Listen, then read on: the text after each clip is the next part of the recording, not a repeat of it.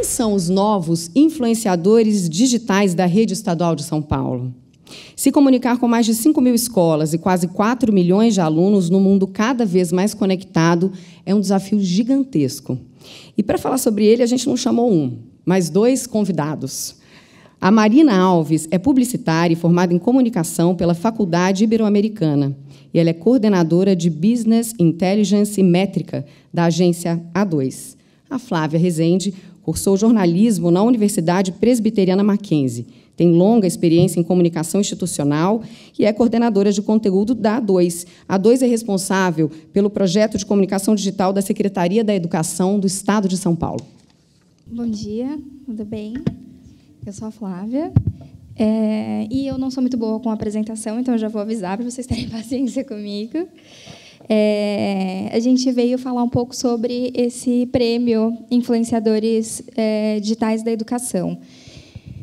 Para começar a contar sobre o prêmio, vocês já devem estar um pouco familiarizados, mas eu queria contar um pouco para vocês de qual é o tamanho da rede de educação de São Paulo, que é a maior rede da América Latina, e é gente pra caramba.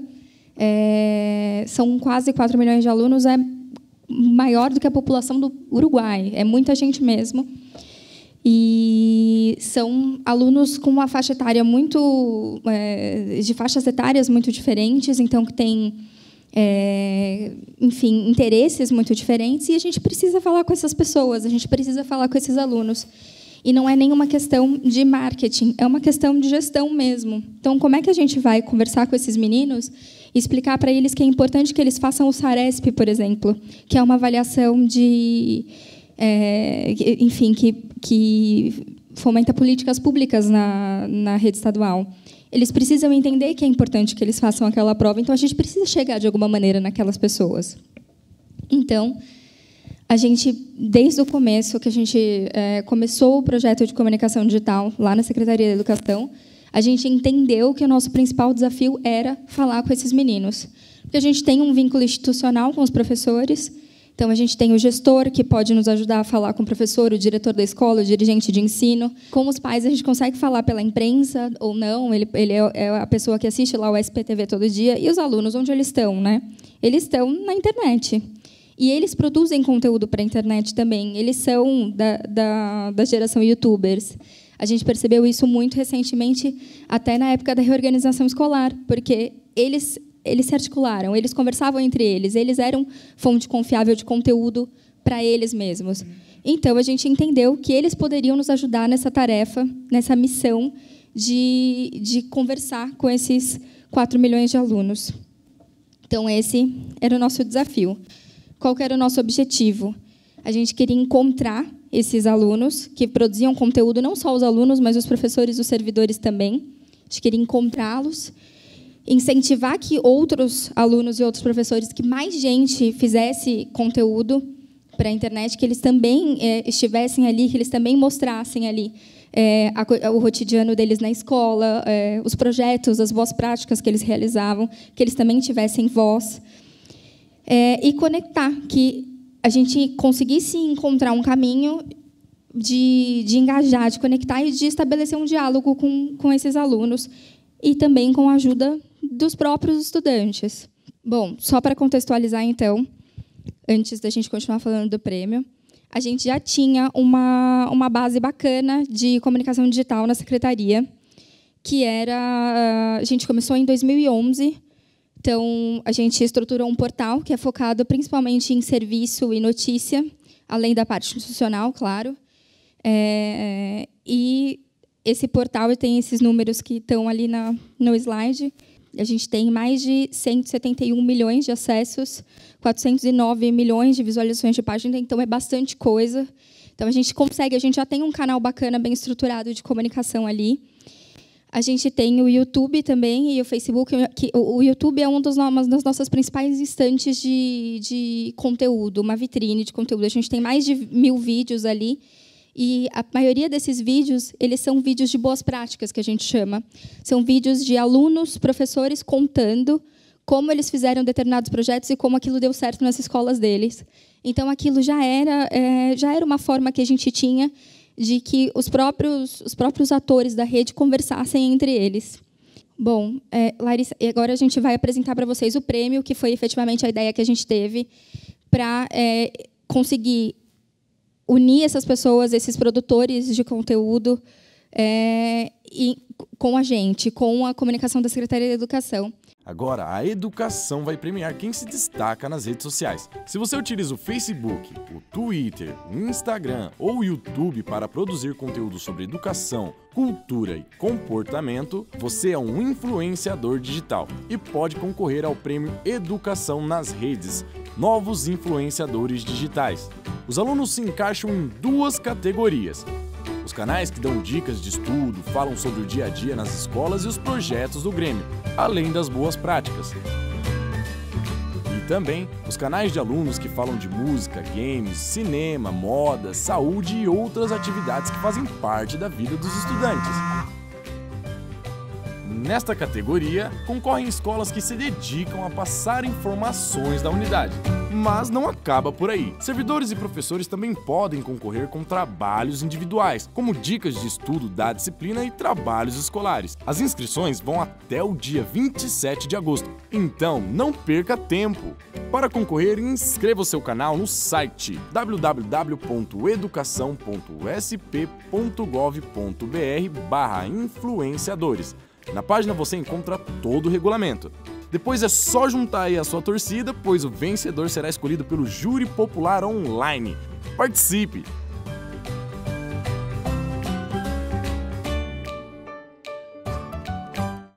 Bom dia, eu sou a Marina Alves, como foi apresentada, eu sou coordenadora de Business Intelligence e Métricas na 2ED. E eu vou explicar um pouco sobre a ideia desse prêmio, né? A 2 ela já trabalha com influenciadores desde 2015, que foi quando a gente começou a construir, em parceria com a revista Negócios da Comunicação, a ideia, a concepção desse prêmio Influenciadores Digitais. Porque a gente entende que não se fala mais em internet hoje sem falar em influenciadores. E influenciadores estão em todos os lugares, em todos os nichos, e fazem os mais diversos tipos de conteúdo. Então, a gente tinha essa missão aí de em parceria com a Negócio da Comunicação, criar esse prêmio que iria estruturar um pouco das árvores de conteúdo do que a gente vê de influenciadores hoje, e também, enfim, premiá-los, né? Era uma forma de analisar ali dentro do ano quem tinha movimentado mais conversações nas redes, quem tinha uma ressonância maior. Então, a gente teve, no primeiro ano desse prêmio, 17 categorias, em que nós premiamos 3 influenciadores por voto popular e 3 influenciadores por voto técnico. Mas a gente, no segundo ano, a gente aumentou as categorias, nós fomos para 20 categorias, e a gente analisou aí, no primeiro ano, cerca de 319 perfis, e no segundo ano ampliamos para 355. O grande trabalho ali de Business Intelligence da 2 foi mapear essas pessoas na rede, em todas. No YouTube, no Instagram, no Twitter, no Facebook, e também em blogs e sites. E a gente tem esse trabalho, eu diria que 95% dele é um trabalho humano mesmo. A gente usa ferramentas, mas o grande mérito aí de analisar influenciadores é conseguir entender o conteúdo que é gerado.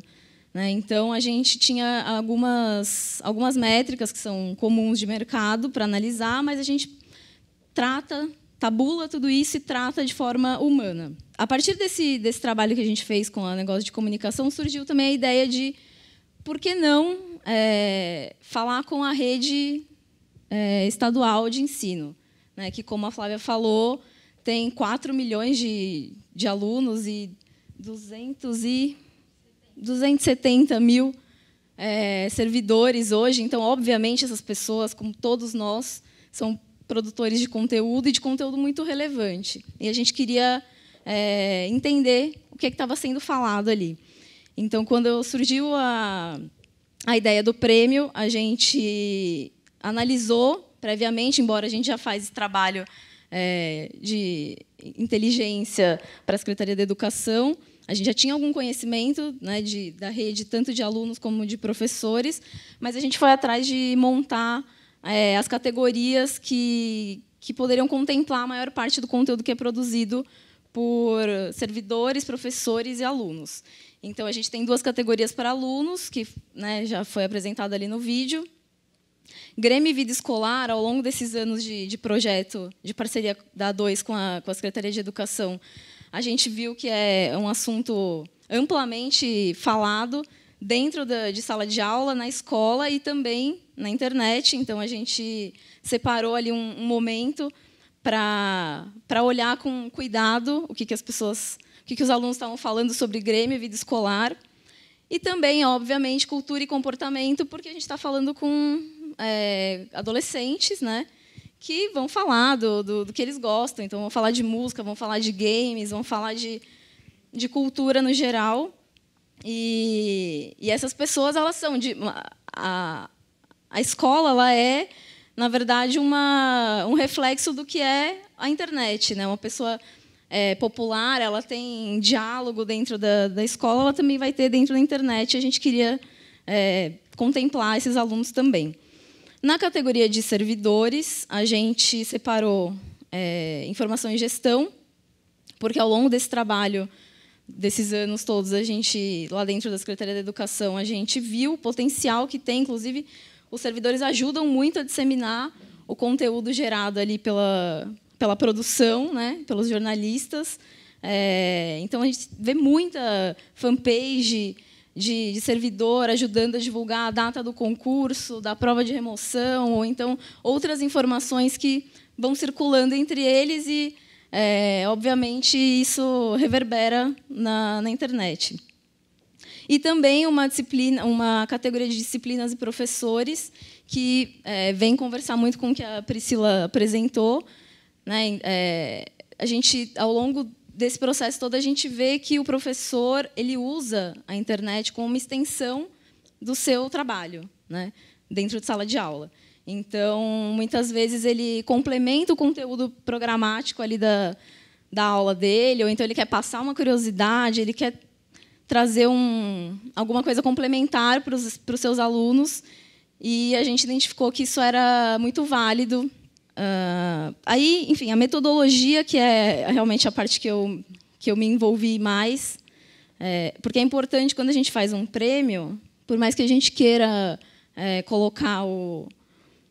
valorizar ali o trabalho das pessoas, a gente precisa ter um rigor metodológico, e é nisso que a gente, que a A2 é especialista, né?